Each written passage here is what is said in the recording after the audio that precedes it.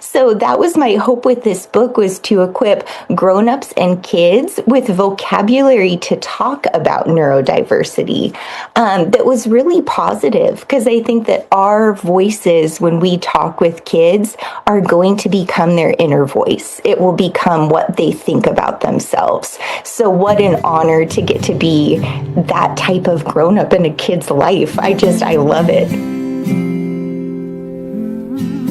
Hello, my misfit friends and fellow square pegs. We have got an exciting episode for you today on one of my favorite topics, that being the way we are wired. And I'm so excited that I'm just going to go ahead and introduce our very special guest, who I'm just going to say, I'm thinking of her as an expert on this topic. No pressure, but we'll find out. Her name is Lindsey Goff Viduchich, and we're going to find out if I pronounce that correctly in just a minute. She has a background. Great. She has a background in early childhood education and therapeutic childcare. She specializes in student support.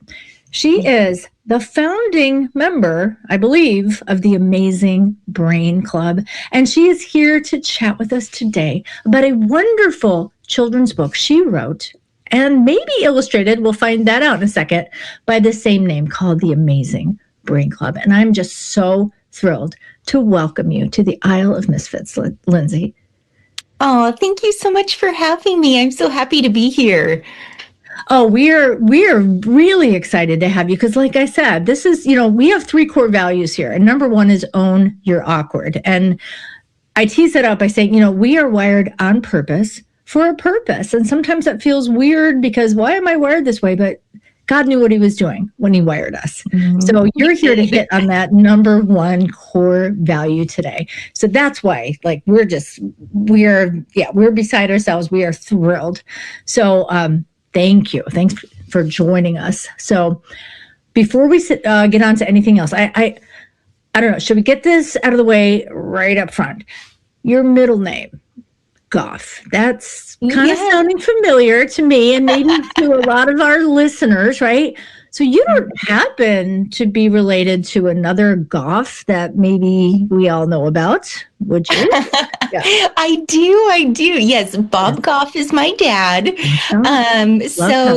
Grew up in the Goff family, and then my last name, you got it so close. It's Viduchich. It's a Croatian name. Okay. Yes, right. You're so close. I was close.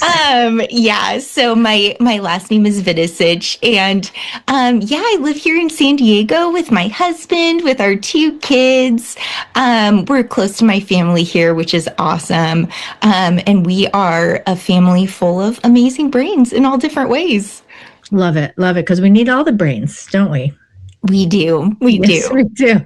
So did you say, does your father, Bob, does he live close to you or is he in another part of the country? No, he does. Yeah, it's so neat. My brothers and I, and our parents, we are all about 15 minutes from each other here in San Diego. So it's the dream. You're close and you have all the good weather. All right. We're really happy for you. That's amazing.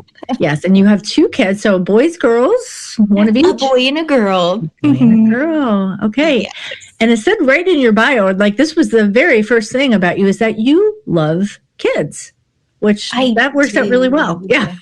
Yes, it works out great. So I spend most of my life with children, whether it's at home with my kids. I currently work at a school and have been in education for about 17 years now.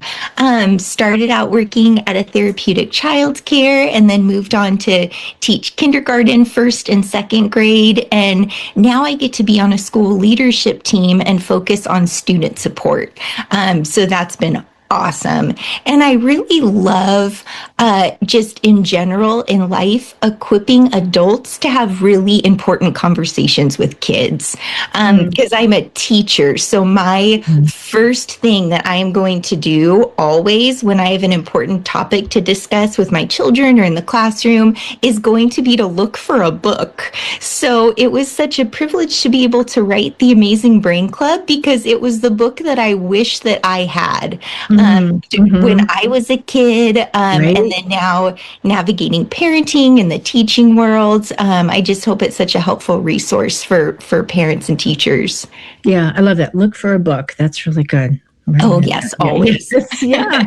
Yeah. So in all of that, I want to go back to therapeutic childcare. That's I'm intrigued by that. And I think I know what that is, but yeah, tell me a little more about that.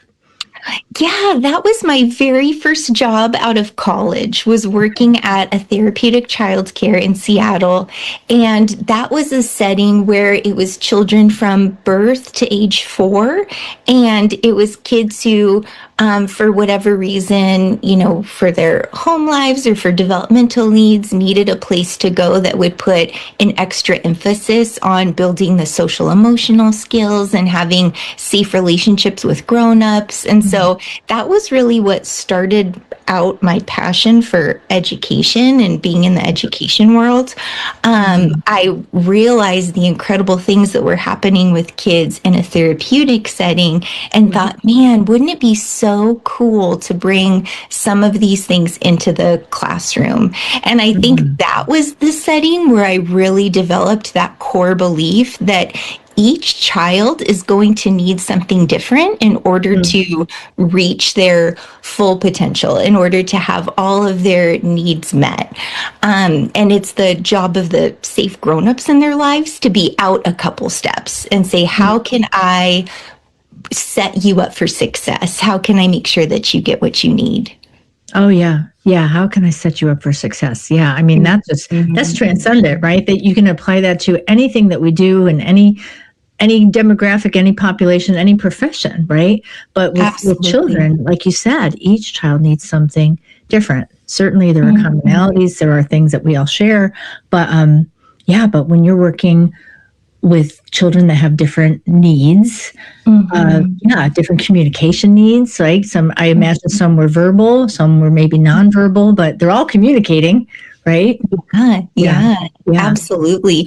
Also, it's so easy as a parent, as a teacher, as a safe grown up with kids to lose sight of the fact of how much support they really need. Like, I always remind teachers, think about how recently this child learned how to walk, like just to orient yourselves to the level of support they need. Because sometimes we can get frustrated with an 8-year-old, particularly kids who are neurodivergent, and go, why aren't you getting this yet? Like, what's wrong?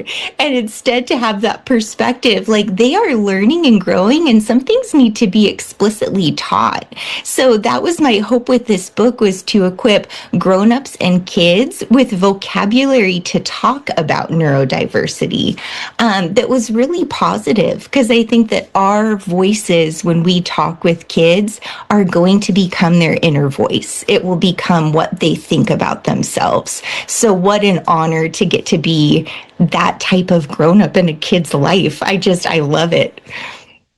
Okay, so let's dive into this book, because that's really what we're here to talk about. But before we do, I gave you fair warning, as I often try to do out of pure courtesy. So we want to do something that we often do on this program. I thought this would be an excellent opportunity, because you kind of gave a little spoiler alert. You kind of gave a little heads up as to how your brain is wired within this book. So rather than revealing that, I thought this would be a great opportunity for you to verify your wiring by playing what I like to call a stupid game. So if you're up for it, it is highly scientific. We put all the top experts on this one, distilled the vast complexities of the brain into one this or that format. So all that said, are you ready? I am ready. Okay. All right. She's ready. So I've named this game Path, Pattern, or Perpetually in Process. So here we go. So it's going to be this or that. And I'll just say, you can qualify if you like, or you can just say, no, this is my answer. So totally up to you. All right. Number 1, when you're telling a story, do you A, gently walk people from beginning to middle to end, or B, do you wander a bit, pick up shiny details, and somehow bring it all home? Or maybe not. Oh, we're gonna wander. And thank you in advance for your patience during the conversation. Yeah. Okay, yeah, and I promise that, yeah, I'm going to withhold my, because I have comments on each one of these as well. Maybe we'll come back to it. All right, number 2, your thoughts tend to feel like A, a well-marked trail through the woods, or B, fireflies blinking on and off in different places. Fireflies for sure. All right, she's a firefly, folks. All right, number 3, you approach a new project by A, laying out a simple plan and following it, or B, poking around until something interesting pulls you in. The poking around till something interesting pulls me in. I'm detecting a pattern here. All right, number 4, your notes look like A, tidy lines, maybe even satisfying bullet points. Oh, like the bullet journalers out there. I know you're out there. Or B, arrows, circles, side thoughts, a small ecosystem. And I'm going to add endless doodles because that's me. So, yeah. Surprisingly, no doodles. But Okay. yeah, no, but I do. It is often an explosion of words. Mm-hmm. Okay. Yes. Explosion of words. Okay. So yeah, see, the quiz knew better than me because I'm the one that added the doodles. Okay. Few more. Let's see. When you get an idea, do you A, tuck it somewhere safe for later, or B, do you follow it immediately just to see where it goes? I often have to override the need to like dive into an idea right away. But if I had full control of my time, I would be diving right in. Yeah, exactly. And I think this is going for, okay, yeah, if you could. So, Yes. All right. I got it. All right. 1 or 2 more. How about when solving a problem? A, you move step by step, like placing stones across a stream, or B, you hop around the banks until you find a crossing. Hop around. Yeah. And sometimes, I don't know, sometimes I feel like there could be like a crossover there, right? Because if the stones happen to be in a straight line, then great. But more often than not, they aren't. Okay. All right. So instructions to you are A, helpful guide, or B, a suggestion. Much to my husband's despair, a suggestion. Oh, we're going to talk about that in a minute. Yeah. So husbands. Yeah. So yeah, I got a husband too, who is, I like to think we need each other. That's why God made us different. So, all right. Last question. Your mind on a quiet moment, A, settles into one clear line of thought, or B, drifts between ideas like clouds. I think we all know the answer, but tell us anyway. I'm drifting. You're drifting like clouds, and clouds are beautiful and puffy. Yeah. Yes, You can see things in awesome. them, and right? Yeah, you see shapes and bunnies and faces and all kinds of things. So, yeah. All right. So here's your results. It said mostly A's, the path, mostly B's, the constellation. So I translated. So I translated the constellation to, what was I got to go back to my notes. So the path, you're a pattern. So you're a pattern. So the path is one straight line, but the pattern is you're recognizing patterns and connections that seem to be disconnected. But you're a pattern girl. Yes. Oh, and I love the positive language too, because there are so many different ways to, talk about our brains and our wiring. And I think everybody, even if I was on the pathway, like it's all worth celebrating. There's so many strengths in how each of us is wired. Exactly. And now let's talk about the book, because one of the first things, you had your 2 descriptions, right? So some brains are quiet, are peaceful, are very focused. That's my husband. I almost wonder, I don't know, are you married to one of those? I am, and he Yeah, is yeah. just a wonder. So Yes. my Yeah. husband is an engineer, and he Mine can too. sit. Yes. So exactly. Linear That's thinker. Yes. awesome. Yes. Yes, Yep. yes. And I Yep. just, oh, I wouldn't change a hair on his head. I appreciate and love him so much. And he is so dependable, and he will work Mhm. from point A to point B. And when Yeah. we are working at home together, it's hilarious because he'll be here in the office and he'll just be one task focused the whole time. And I'm Mhm. out in the living room and I've got timers going off all over the place, like to keep me on track. And I'm like jotting down a to-do list and editing it and adding to it. And we're both incredibly creative and incredibly productive Mhm. and really have a high value for showing up Mhm. professionally in the work that we Mhm. do, but just Mhm. the way we go about that is so different. Yes. But Okay. instead of being a source of conflict, it's something that we just like get a kick out of. There's appreciation Right? there. Well, okay, you just used a word, and I so appreciate that you use this word because you don't often hear it when it comes to engineers, right? When you use the word creative, and a lot of Yeah. times when you hear creative, you think, oh, artsy, boho, flittery, Mm. woohoo, you think of like the artsy weirdo, right? And all right, maybe I can relate to that, but you know what? You just said your husband is very creative. My husband is highly creative, but it's creative in a different way, right? They're problem solving. He designs things. Whether it's a machine or a solution to a big problem, that requires creativity. So I'm so glad that you said that. Mm-hmm. Oh, Yeah. absolutely. Yeah. Yeah. And he works a lot in international development for his Mm-hmm. work. And so that Mm-hmm. requires really creative and innovative thinking. So Yes. yeah, it doesn't just belong to one brain. And I think Yes. that was something that was really important when we set out to write this book, is that for the Amazing Brain Club, it's not just here, all of our neurodivergent folks, and that's the only people who are in the club. Like the Right. intention Yes. in the book is to be, we are all in the Amazing Brain Club. And even That's in the right. illustrations, I try to give kid friendly examples of how different Mm-hmm. brains are wired. So there's file cabinet brains, like my husband Mm-hmm. has, where everything's very organized, information's easy to retrieve. And then Mm-hmm. there's the confetti brains, like I have, where ideas are just, spinning around really fast. But Right. I didn't want it to be like, here's serious gray illustrations for Right. the, file cabinet brain. Yeah. And here's the Yeah. Here's the rainbow boring brain. happy. And here's the, yeah. Exactly. Yeah. Here's the fun brain. Exactly. But Yeah. yeah, and I think that's so important too, because I have to say, I liked your description. So the confetti brain is zippy, zappy, and zoomy. So a lot of alliteration there. Love that.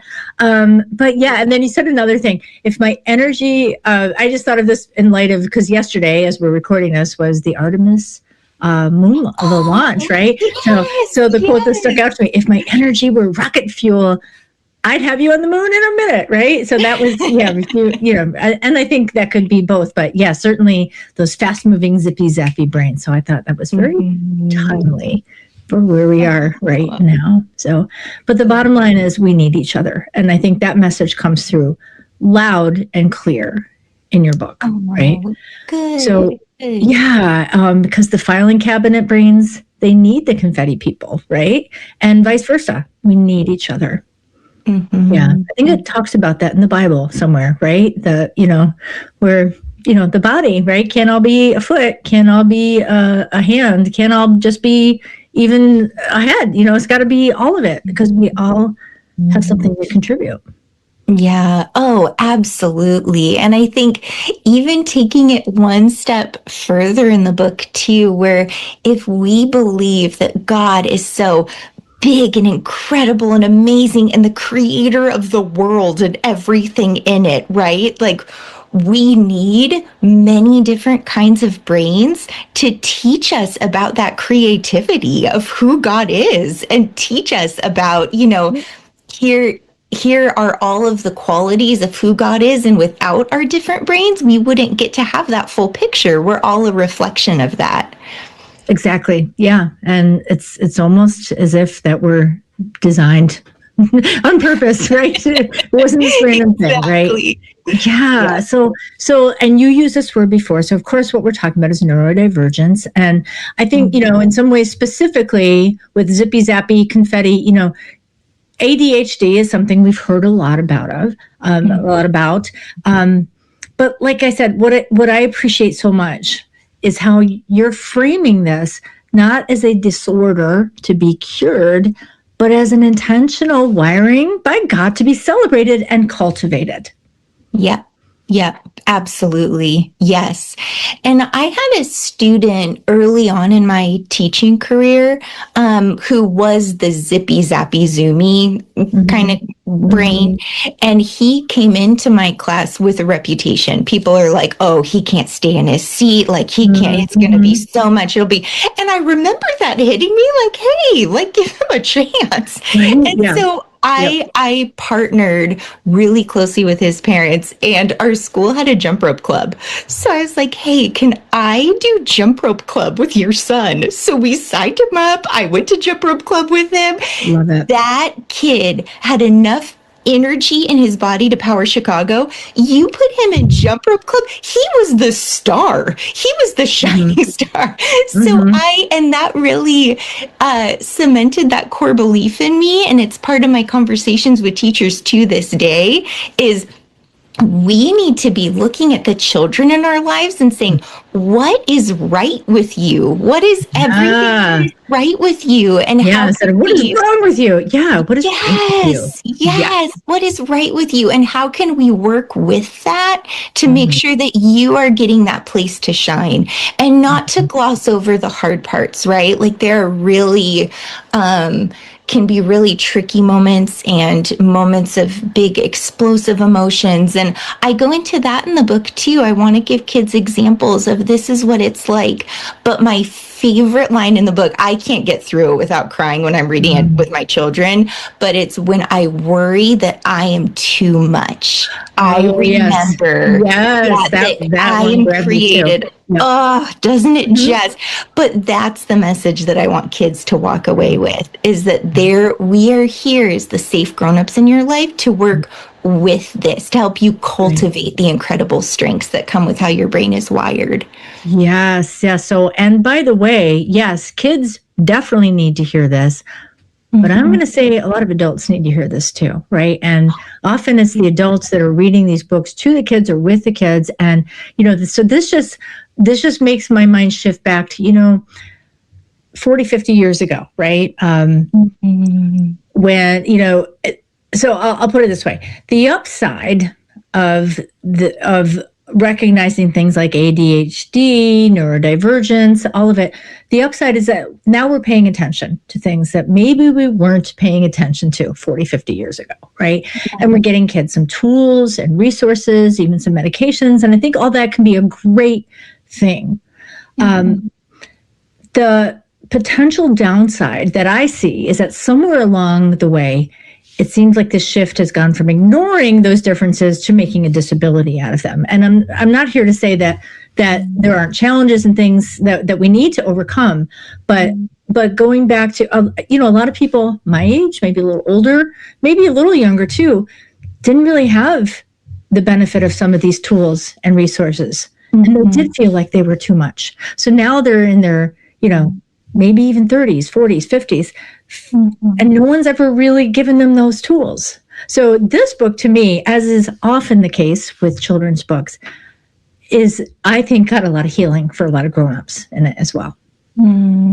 I hope so. And that's something that's been so moving about some of the early feedback on the book is people saying, I read this and my husband was in the room and he was so touched. He wished that he had had this as a child. So I hope that it gives a framework. I also gave a copy of the book to a local preschool, and the director of the preschool said that all of the kids in class started getting excited saying, oh, I think my brain's like this. I think my brain's like this, and like celebrating each other. But then the teachers started talking and started saying, oh, here's how I think my my brain is wired. And it was being celebrated. And so I think that there's a really big difference in the education world. We talk about an assets-based perspective versus that deficits-based perspective. And so I want to, bring that assets-based perspective to our conversations. And even working, with teachers before parent-teacher conferences, I tell them, each child, something that they are struggling with, or that's tricky in class, it's the immature version of their greatest strength. Like that kid who is yelling out in class, who can't stop talking to others, they are a gifted public speaker. Like that is an amazing strength that we need to cultivate. So I hope that message, it really does go beyond age. Like it's a kid's book, but something grown-ups need to hear too. So you hear that affirmation. Here's what you're growing into. Here's who I see you becoming. Yeah, you just said another thing that I just wrote down because it was so good. The immature version of their greatest strength, right? Yeah. So often it's like, we get annoyed or we look at it as like you said, as a deficit, as something that needs to be, I don't want to say corrected because correcting is part of, discipleship and education, but, we look at things that eliminated, right? No, we need to eliminate that thing about you. And no. It needs, like you said, it needs to be cultivated. It needs to be helped along to mature. Someone can't, help but talking in class. Maybe they're a public speaker. Maybe they're a salesperson. Maybe they're, maybe they're a budding performer. So it's recognizing it. It's paying attention because that's really what you're talking about as educators, as moms, as parents, as people, just paying attention to the people around us and then learning how to reframe maybe from what is wrong with you to what is right about you. What can be celebrated here, Because if we celebrate first, then we can contrast that against, all right, well, what's not helpful here? So let's the stuff that's not helpful about that, let's work on that. That kind of falls in line with God's pattern, right? Creation first, then the fall, right? The stuff that we isn't quite right. But God's first plan was creation and what is good and what should be celebrated. Then we recognize what's not good. And then there's redemption, there's restoration. So that's the pattern that I'm seeing in your book. Yes, absolutely. It's coming alongside kids and grown-ups and saying, here's what's right with you. Here's how we can channel this superpower. And most importantly, stay grounded in the fact that you are not a mistake. Right. Like there are incredible strengths to be cultivated in you. Yeah, perfect. That's a perfect place to land. So, Lindsey, tell us, where can we get this book? I imagine wherever books are sold, or perhaps on your, tell us about your website, how we can get in touch with you. Yeah, we just want to know. Oh, thank you. You can find me lindseygoffviduchich.com. I'm also, you can contact me through there too. I would love to hear from you. And then it's available, everywhere books are sold. Amazon, Barnes and Noble. So I hope that, people are able to get a book for the kids in their lives, but also the other, maybe any grownups in their lives who need to hear this too. For sure. Oh, and the one question we didn't get to, I said we were going to. Did you illustrate this book? I did not. No. A woman named Cindy Workowski. I think I'm saying her last name. We both have very exciting last names. Exactly. Yeah, that's good. She did a phenomenal job. Oh, yes. Beautiful illustrations. Yeah. Love it. Yes. And there's so many little details. So I've opted, every child I've read the book with, we need extra time to read it because we have to stop and talk about every single page. And all great children's books do that, right? Because it's not just about the few words on the page. It's like, what's going on here? And what can we recognize? And that's how we engage our brains, right? So beautiful. Well, Lindsey, thank you so much for hanging out with us. We would love to have you back. Any books that you write in the future or anything you just want to talk about, or if you want to do another amazing brain quiz, we're here for you. We got you. Sounds awesome. Thank you so much for having me. Oh my goodness. Thank you. All right. God bless you. Thank you. You too. Hey, thanks for showing up and hanging out with us today. Or maybe you just kind of washed up with the tide, whatever got you here. I'm just glad you're here because you are the reason that I show up. And if today's episode encouraged you, well, maybe it'll encourage someone else out there in Misfit Land. So would you pass it on? And also, I would love if you would subscribe wherever you're listening, Apple, Spotify, wherever, and even give us a shout out with some of those stars. You know what I'm talking about. And you can find more Misfit fun for everyone at isleofmisfits.com. You can even email me if you just want to say, hey, I got a question. Nancy at isleofmisfits.com. That's ISLE of misfits.com. And most of all, let's keep our quirky community going by owning our awkward, loving our fellow misfits, and seeking beauty and truth everywhere.